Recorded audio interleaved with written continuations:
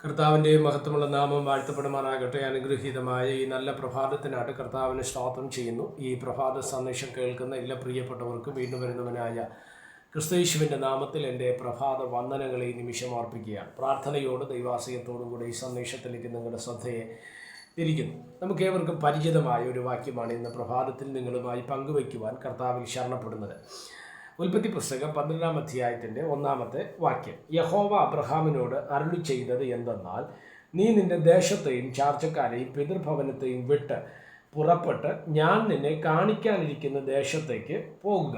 ഈ വാക്യങ്ങൾ അനുഗ്രഹീതമാണ്. പ്രത്യേകിച്ചും നമ്മുടെ വിശ്വാസ ജീവിതത്തിൽ എപ്പോഴും നമ്മൾ ഓർക്കുകയും അല്ലെങ്കിൽ അനുഗമിക്കാൻ ആഗ്രഹിക്കുകയും ചെയ്യുന്ന ഒരു വ്യക്തിത്വമാണ് അബ്രഹാം എന്ന ദൈവമനുഷ്യൻ, അല്ലേ? വാഗ്ദത്തം, വിശ്വാസം, കാത്തിരിപ്പ്, ഈ വിഷയങ്ങളെക്കുറിച്ച് നമ്മൾ പരിശോധിച്ചാൽ അല്ലെങ്കിൽ അതിനെക്കുറിച്ച് നമ്മൾ ചിന്തിച്ചാൽ, വേദപുസ്തകത്തിൽ നമ്മൾ അതിനെക്കുറിച്ച് മനസ്സിലാക്കിയാൽ വേഗത്തിൽ നമ്മൾ പറയുന്നയാളിൻ്റെ പേരാണ് അബ്രഹാം.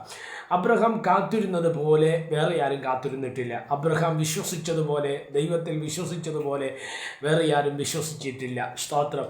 ദൈവത്തോട് അടുപ്പം പുലർത്തിയ അബ്രഹാമിനെ പോലെ വേറൊരു മനുഷ്യനെ നമുക്ക് വേദപുസ്തകത്തിൽ കാണുവാനും കഴിയത്തില്ല, അല്ലെ? സ്തോത്രം. എന്നാൽ ആ അബ്രഹാമിനോട് കൽദയ പട്ടണമായ ഊരിൽ പാർക്കുന്ന സമയത്ത് ദൈവത്തിൻ്റെ ആത്മാവ് പറഞ്ഞ ആലോചനയാണ് നമ്മൾ ഇന്ന് പ്രഭാതത്തിൽ വായിപ്പാൻ തക്കവണ്ണം ഇടവരുന്നത്. ശ്രദ്ധിക്കണം. അബ്രഹാമിനോട് ദൈവം പറഞ്ഞു, നീ നിന്റെ പിതൃഭവനത്തെ വിടണം, ചാർച്ചക്കാരെ വിടണം, ദേശത്തെ വിടണം.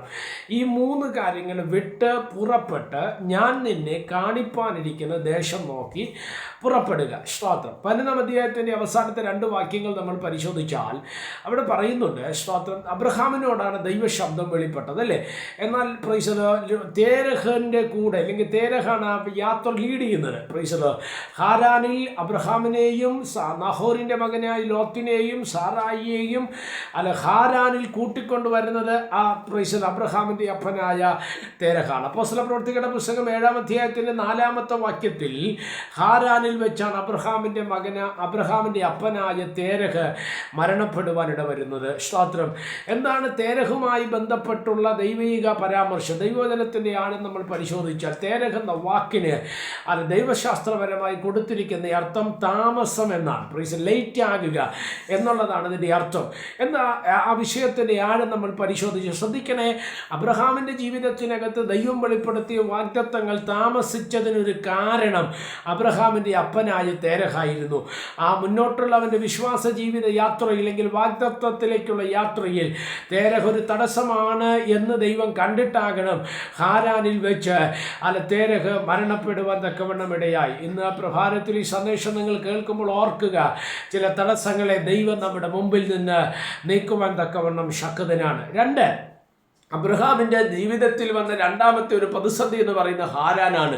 ഹാരാൻ എന്ന വാക്കിൻ്റെ അർത്ഥം വരണ്ടതെന്നാണ്. വരണ്ടത്. സ്തോത്രം. അല്ലെങ്കിൽ കൊള്ളാമെന്ന് പറയുമ്പോൾ പോലും വരൾച്ചയുടെ ഒരു സ്ഥലമാണ് ഹാരാൻ എന്ന ദേശം. എന്നെ ശ്രദ്ധിക്കുന്ന ഈ മക്കളോട് ഞാൻ പറയാം, നമ്മൾ പാർക്കുന്ന ദേശം, നമ്മൾ ഇടപെടുന്ന വ്യക്തികൾ, അതൊരു പക്ഷേ നമ്മുടെ റിലേറ്റീവ്സ് ആയിരിക്കാം, നമ്മുടെ ചാർച്ചക്കാരായിരിക്കാം, ഇല്ലെങ്കിൽ രക്തബന്ധങ്ങളിൽ പെടുന്നവരായിരിക്കാം. പക്ഷേ നല്ലതല്ലെങ്കിൽ നമ്മുടെ മേൽ വെളിപ്പെടാനിരിക്കുന്ന വാഗ്ദത്തങ്ങൾ താമസിപ്പിക്കുവാൻ തക്കവണ്ണം ഇടയാകും. 3-ാമത്തെ അബ്രഹാമിൻ്റെ ജീവിതത്തിൽ വന്ന പ്രതിസന്ധിയാണ് ലോത്ത്. ലോത്ത് എന്ന വാക്കിൻ്റെ അർത്ഥം മൂടുവിരി എന്നാണ്. എന്ന് പറഞ്ഞാൽ പുറമേയുള്ളത് ഒന്നും അകമേയുള്ളത് വേറൊന്നും. ഇങ്ങനൊരു പ്രകൃതക്കാരനായിരുന്നു ലോത്ത്. സ്തോത്രം. ഇത് 3ഉം അബ്രഹാമിൻ്റെ ജീവിതത്തിലെ തടസ്സമായിരുന്നു.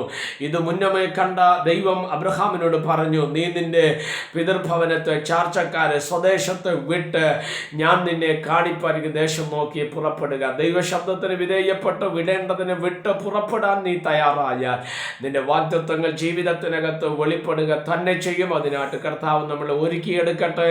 പ്രാർത്ഥിക്കാം. പരിശുദ്ധനായ ദൈവമേ, സ്വർഗീയ പിതാവേ, സന്ദേശത്തിനാണ് സ്തോത്രം. ഈ സന്ദേശം കേൾക്കുന്ന എല്ലാ പ്രിയപ്പെട്ടവരെ തൃക്കരങ്ങൾ തരുന്ന അവിടെ നിന്ന് ചെറുകടി മറച്ചാട്ട് അനുഗ്രഹിക്കണം, മാനിക്കണം, സഹായിക്കണം. മഹത്വം അങ്ങേക്ക്. യേശു കർത്താവിൻ്റെ നാമത്തിൽ പ്രാർത്ഥനകളെ കേൾക്കണം. സ്വർഗീയ നല്ല പിതാവേ, ആമേൻ. എല്ലാവരെയും ദൈവം അനുഗ്രഹിക്കട്ടെ. God bless you.